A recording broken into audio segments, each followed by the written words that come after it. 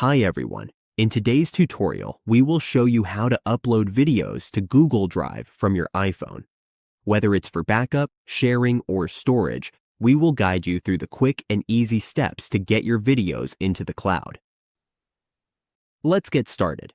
Once we are on your iPhone, we select the photos or videos we want to upload. After selecting them, we tap the Share button in the lower left part of the screen. After that, a pop-up window will appear, and we choose Drive. When we tap Drive, we get the option to choose where to save the file. We simply select the folder we want to save it in. If needed, we can also create a new folder. Let's give the folder a name. You can name it anything you like. Once done, tap Create. As we can see, the folder is empty for now. Once we are inside the folder, we tap Save.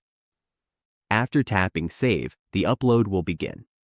We can see the progress by tapping the Upload indicator, then tapping the Upload button in the upper right part of the screen. Once we do that, all the videos will be uploaded from the iPhone. And that's it. The videos are now saved to Google Drive and accessible from any device. With this method, we can easily store and share our videos anytime.